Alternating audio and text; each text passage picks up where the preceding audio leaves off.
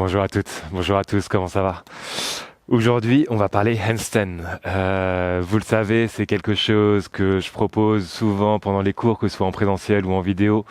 Bien entendu, il y a toujours des options pour faire autre chose qu'un handstand, mais vous avez été plusieurs à me demander des vidéos spécifiques dessus.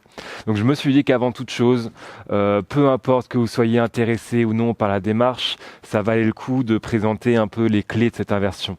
Comment faire ça de manière safe, sécure, de comprendre les différents concepts de base et surtout comment pouvoir pratiquer ça chez soi en dehors des vidéos et de venir progresser un peu dans cette démarche. Et encore une fois, c'est seulement si ça vous intéresse. Et même si ça ne vous intéresse pas, peut-être que regarder cette vidéo pourra vous donner des idées, peut-être que vous pouvez essayer, découvrir quelque chose qui vous intéresse et qui fera avancer, et qui fera forcément avancer, j'ai envie de dire, d'autres parties de votre pratique de yoga ou de votre pratique sportive.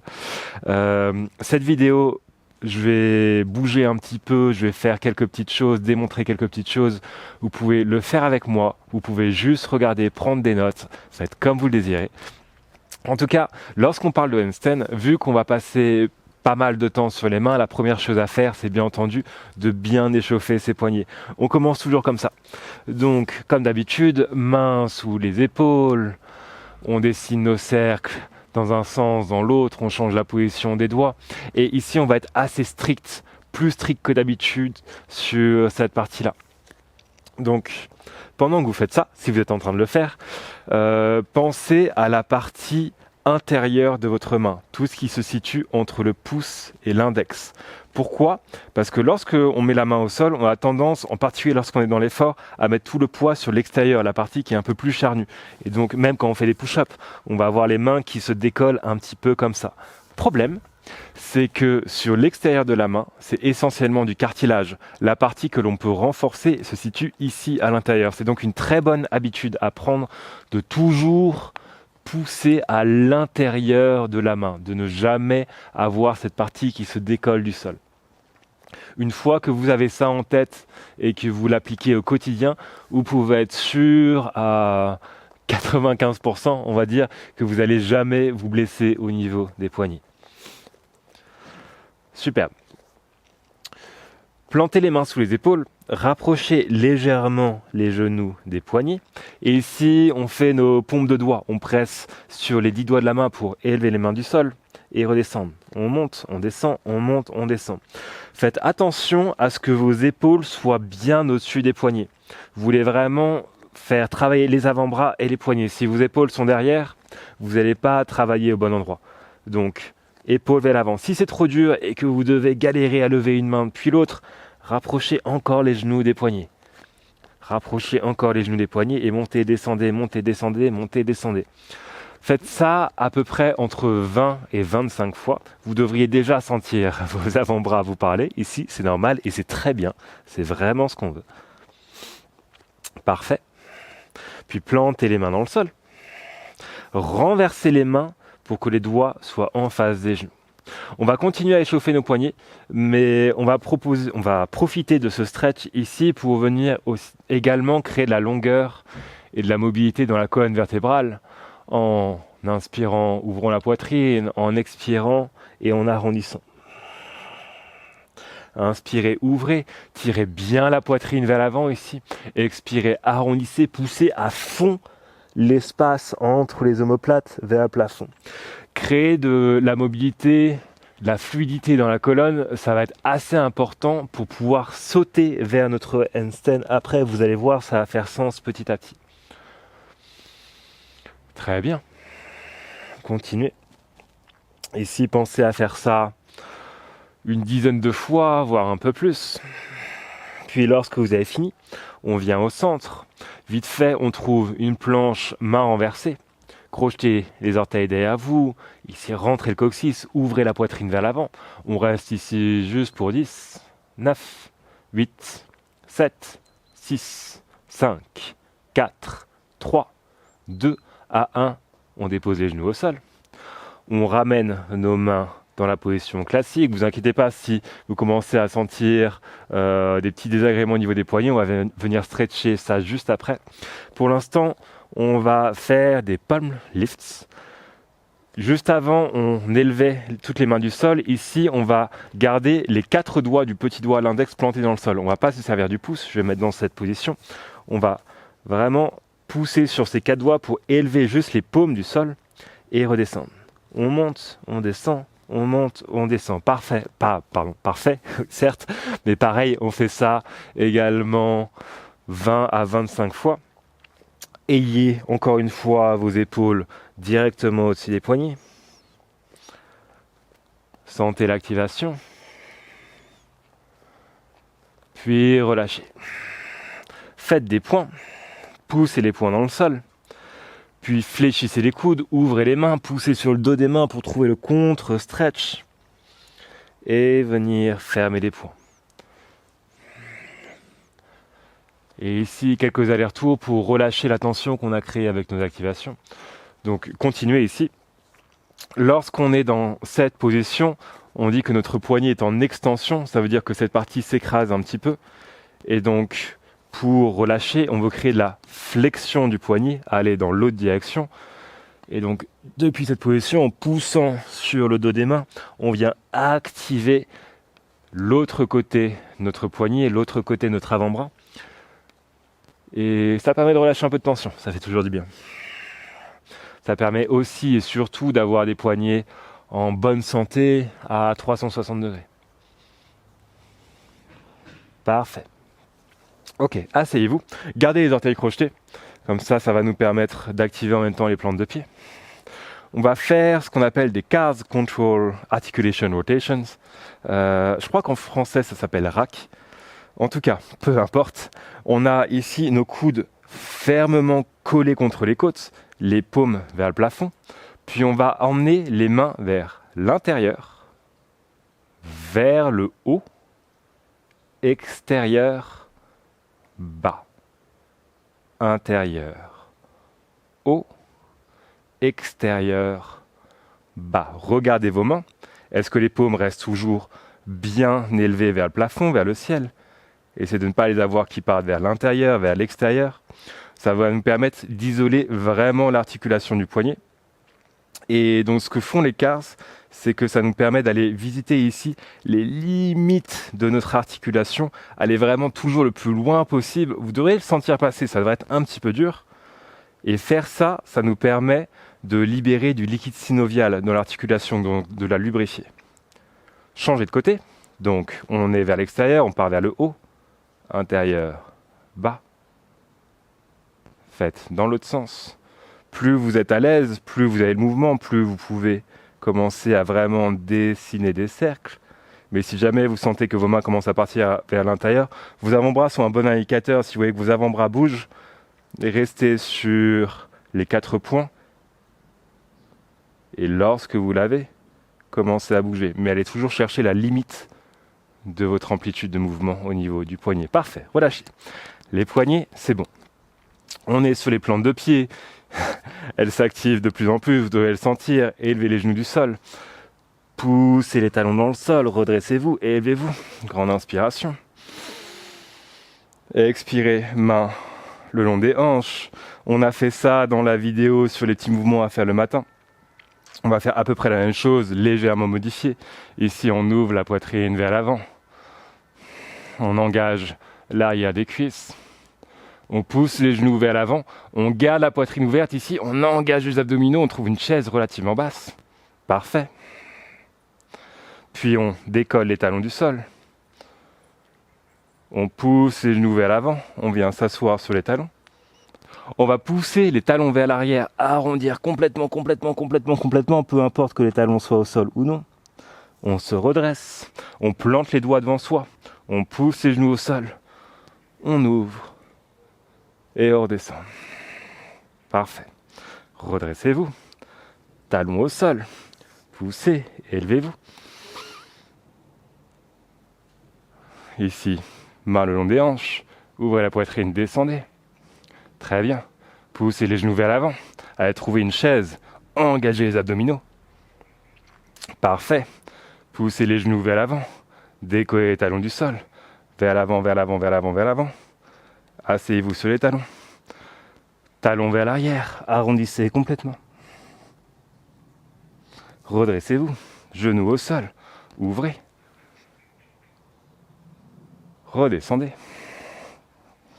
Élevez les genoux du sol. Oups, trouvez votre équilibre. Poussez les talons dans le sol. Et élevez-vous. Main au ciel. Main le long des hanches. Ouvrez la poitrine. Poussez les ischio-jambiers vers l'arrière, longueur dans le dos. Poussez les genoux vers l'avant. Trouvez cette chaise basse. Abdos extrêmement engagés. Parfait. Poussez les genoux vers l'avant, décollez les talons. Poussez les genoux vers l'avant, vers l'avant, vers l'avant. Asseyez-vous. Talons au sol. Arrondissez. Genoux vers l'avant. Ouvrez. Puis ici, venez vous asseoir. Et les genoux du sol, plantez les mains devant vous. Trouvez un squat. Quelquefois, on rentre dans les hanches. On pousse les hanches vers le ciel. Et on redescend. Pieds relativement parallèles l'un à l'autre ici. On pousse vers le haut. Et on descend. On pousse vers le haut. Et on descend. Quelquefois. Peut-être en prenant un peu plus le temps que ce que je suis en train de montrer. Superbe. On est ici. Donc, pour l'instant, poignets engagés. On a travaillé les hanches, on a réveillé les pieds. On va aller chercher un tout petit peu plus les ischio-jambiers. Pied droit devant vous, fléchissez le genou gauche. Main au niveau des hanches, ouvrez la poitrine. Tirez les hanches vers l'arrière, poussez le talon droit dans le sol, descendez. Allez trouver la limite de votre amplitude de mouvement. Le moment où, si vous allez plus bas, hop, le bas du dos va s'arrondir. Trouvez l'amplitude, ça peut être beaucoup plus bas que moi, beaucoup plus haut, peu importe. Vous devrez le sentir dans les ischio-jambiers lorsque vous l'avez créé. Quelques petites pulsations pour 10, 9, 8, 7, 6, 5, 4, 3, 2 à 1. Trouvez votre position la plus basse. Poussez le talon droit dans le sol. Tirez les hanches derrière vous pour 10. 9, vous devrez le sentir activement dans l'ischio-jambier droit. 8, 7, 6, 5, 4, 3, 2 à 1. Fiou, redressez-vous. Changez de pied. Tendez la jambe gauche. Fléchissez le genou droit. Ici, descendez. Longueur dans la colonne. Tirez les hanches derrière vous. Ça ne devrait pas être la même amplitude d'un côté par rapport à l'autre. Trouvez la limite de votre amplitude ici. Et on pulse pour 10. 9, 8, 7, 6, 5, 4, 3, 2 à 1. Position la plus basse. Poussez le talon gauche dans le sol. Tirez les hanches derrière vous. 10, 9, 8, 7, 6, 5, 4, 3, 2 et 1. Redressez-vous. Superbe. Secouez un peu les jambes. Plus vos jambes sont actives, plus ça va vous permettre de décoller facilement et de trouver du contrôle une fois en l'air. Parfait. Ensuite, les épaules. Main au sol, trouvez votre chien tête en bas. Fléchissez les genoux, déroulez vers l'avant, trouvez une planche. Parfait. Trouvez une planche latérale sur la main gauche. Sur la main droite. Main gauche. Main droite. Main gauche. Main droite. Plantez la main gauche au sol. On descend chaturanga sur un compte de 5.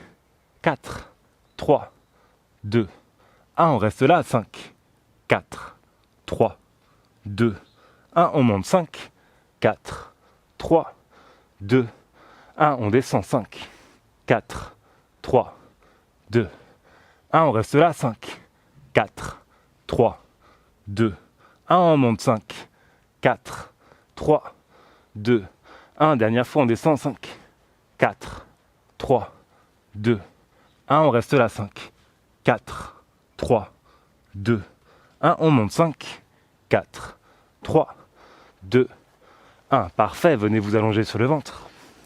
Oscillating Cobra, quelquefois. On inspire. On monte. On descend. On expire. On inspire. On monte. On descend. On expire. On inspire. On monte. On descend. On monte. On descend. On monte. On descend.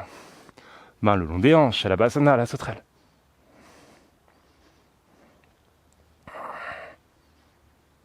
Et redescendez. Mains sous les épaules. Redressez-vous. Venez vous asseoir sur les talons. Lolasana Pref. Mains de part et d'autre des genoux. Grande inspiration, préparez-vous. Compte de 10 au centre, 5 fois. Compte de 5 sur le pied droit, compte de 5 sur le pied gauche, puis compte de 5 au centre. À nouveau, grande inspiration. À l'expire, on serre les genoux aux clavicules. 10, 9, 8, 7, 6, 5, 4, 3, 2, 1. Levez, pied gauche. 5, 4, 3, 2, 1. Changez. Levez, pied droit. 5, 4, 3, 2, 1. Pied droit au sol. Genou à la poitrine. 5, 4, 3, 2, 1. Atterrissez. Respirez, secouez un peu les bras. On va faire la même chose mais en tendant les jambes. Juste une fois, compte de 10. Main au sol, grande inspiration. À l'expire, on pousse les hanches vers le ciel, les jambes sont tendues. 10. Regardez bien entre les pouces. 9, 8, 7, 6, 5, 4, 3, 2, 1. Atterrissez. Doigts derrière vous. Poussez les hanches devant vous. Et asseyez-vous. Superbe. On est prêt, on est chaud. On peut s'amuser avec notre handstand en toute sécurité. On va commencer par parler du saut. Sauter vers son handstand. Pour sauter vers mon handstand, donc j'ai ici mon pied droit devant moi, mon pied gauche derrière moi. Je vais placer mes mains vers l'avant. Venir arrondir complètement le haut du dos. Il y a plusieurs choses importantes ici. On va commencer par la position des mains. Lorsque vous plantez vos mains dans le sol, elles vont être largeur d'épaule et vos index vont être parallèles l'un par rapport à l'autre, voire légèrement vers l'intérieur, pas trop et pas vers l'extérieur. Au niveau de vos épaules, on a déjà parlé dans ces vidéos de la rotation externe des épaules, c'est ça qu'on veut trouver toujours. Donc creux du coude vers l'avant. Ça va permettre de trouver plus de lats ici, plus de stabilité au niveau des épaules et de ne pas venir complètement s'écraser au-dessus du poignet. Donc mes mains sont plantées dans le sol. Je vais venir arrondir complètement le dos et placer mon regard au niveau de la base des pouces. Votre corps va venir se stabiliser au-dessus de votre regard. Vous voulez toujours regarder au bon endroit.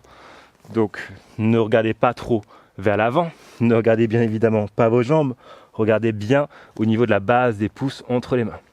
Depuis cette position, je vais venir donc arrondir complètement le dos. Si on a créé de la mobilité dans notre colonne vertébrale, c'est pour pouvoir, grâce à notre colonne vertébrale, déposer les éléments de notre corps les uns au-dessus des autres. Dans cette position, vous pouvez remarquer que mes épaules sont derrière mes poignets. Je veux que tout mon corps aille dans la même direction. Je vais venir déposer mes épaules au-dessus des poignets, puis mes hanches au-dessus de mes épaules et mes jambes au-dessus de mes hanches. Généralement, l'erreur que l'on voit, c'est les gens qui veulent absolument amener leurs jambes à tout prix au-dessus des poignets, et c'est ce qui crée la fameuse position de la banane. Donc vous avez peut-être entendu parler, je vais en parler juste après. Pour l'instant, on est donc ici, on est sur son pied droit. Vous pouvez ici être relativement haut, vous pouvez être complètement au niveau du sol, peu importe. Regardez entre les pouces, je suis un petit peu en pente, donc je vais un peu élever les genoux. Vous pouvez regarder entre les pouces, venir arrondir complètement le dos. Grande inspiration, serrez-vous du souffle. À l'expire, poussez sur le pied droit pour élever la jambe gauche et monter vers votre handstand. Remarquez que je ne vais pas chercher une ligne droite. C'est le premier handstand de ma journée. Je veux rester dans un L. Ça aussi, on va parler juste après. Vous pouvez sauter 2 fois, 3 fois, 5 fois. Juste quelques essais. Puis, on revient. On s'assoit. On respire. On secoue un petit peu les bras. Puis on passe de l'autre côté. On sort la jambe gauche. On a toujours, j'aime bien dire qu'on a toujours un bon côté et un très très bon côté. C'était mon très très bon côté, celui-là c'est mon bon côté. Donc je ne promets pas ce qui va se passer. En tout cas, c'est toujours important de travailler les deux. travailler votre jambe dominante et votre jambe non dominante, ça va vous permettre de créer toujours plus de contrôle dans l'espace. Plus vous travaillez votre jambe non dominante, plus vous allez avoir du contrôle depuis la jambe dominante également. Regardez bien entre les pouces, arrondissez complètement le dos. Peut-être faites ajuster l'élévation de vos genoux en fonction de votre terrain de jeu. Grande inspiration, à l'expire, sautez depuis le pied gauche. Poussez bien sur les mains. Et gardez les jambes dans un beau L ici. N'allez pas chercher une ligne droite. Oups.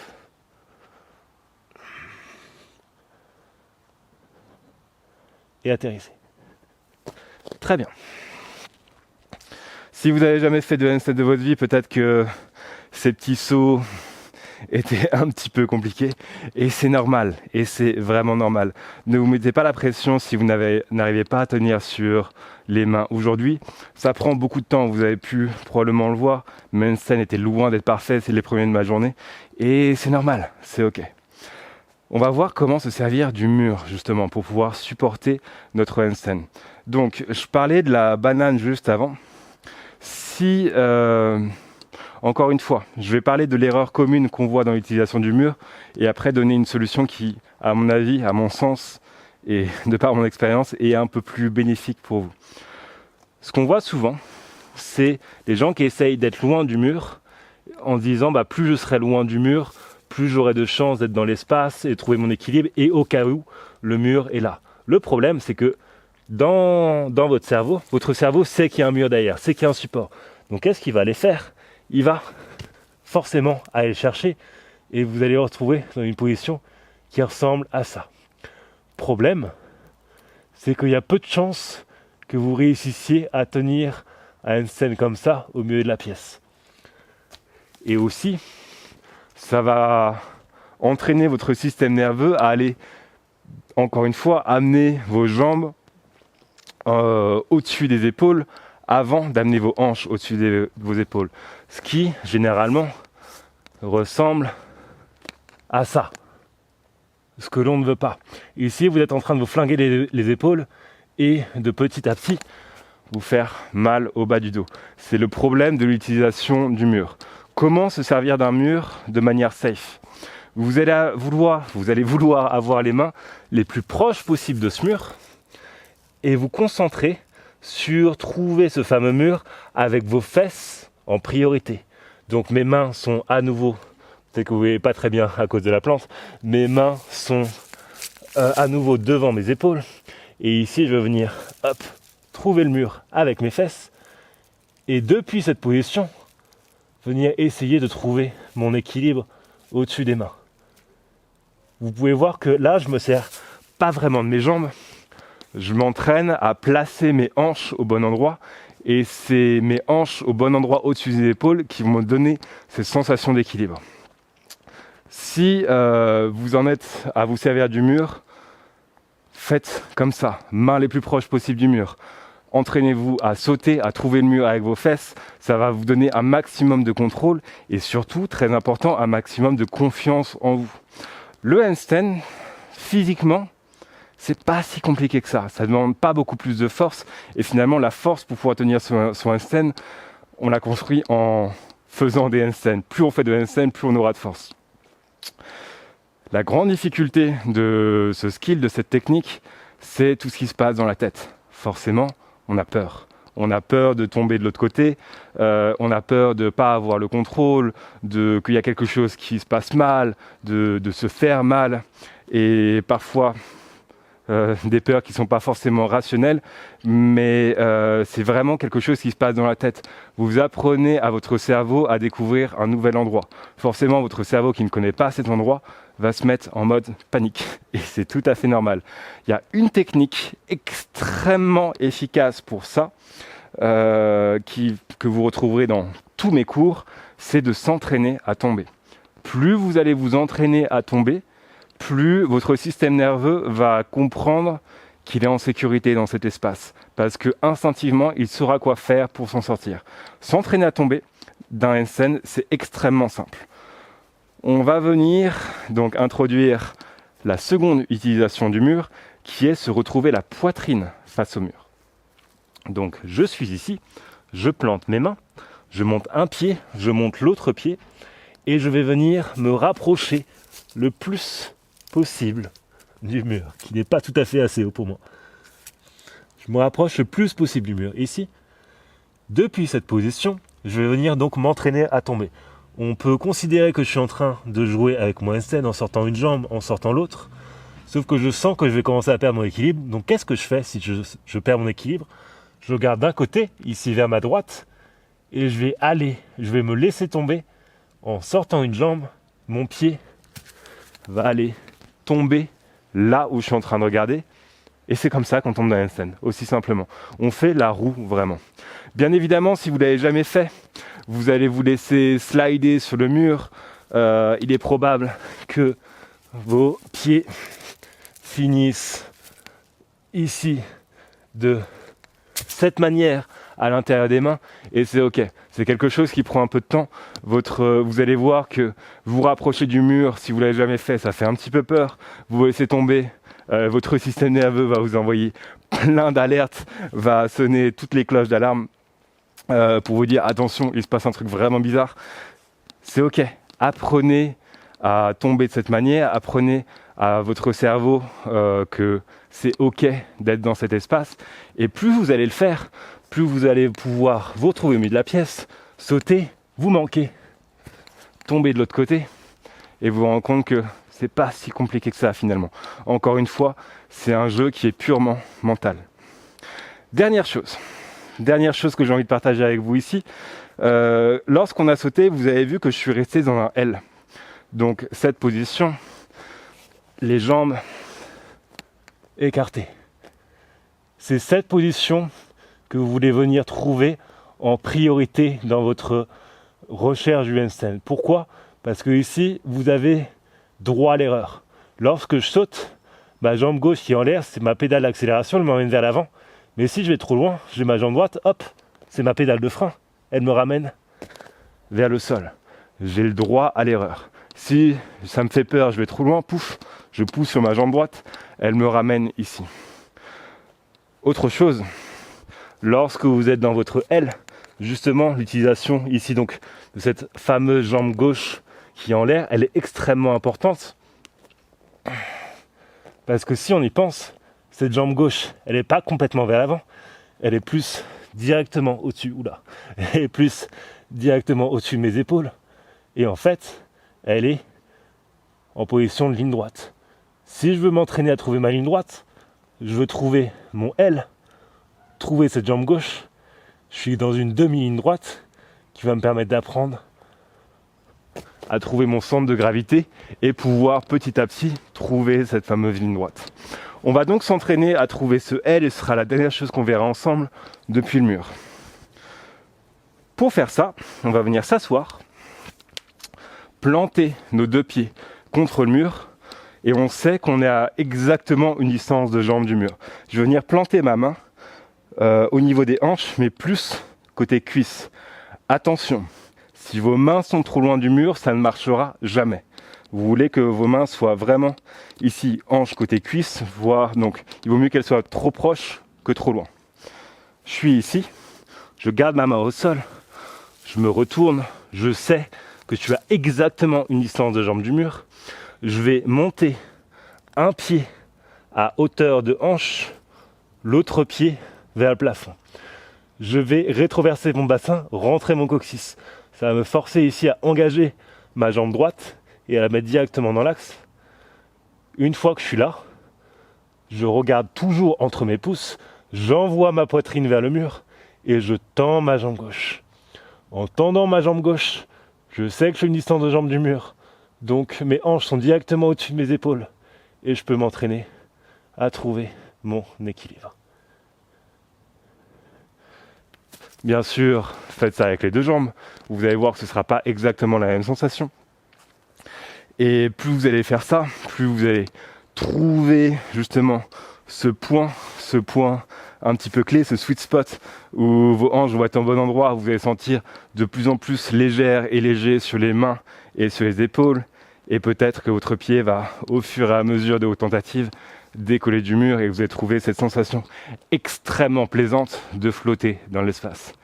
J'espère que ça vous a plu. N'hésitez pas à me donner des retours sur cette vidéo. Si vous voulez que j'aille plus loin, bien évidemment, j'ai énormément de choses à partager sur cette technique en particulier. On a vraiment gratté la surface aujourd'hui. N'hésitez pas. En tout cas, merci beaucoup d'avoir suivi cette vidéo et je vous dis à très bientôt. Salut.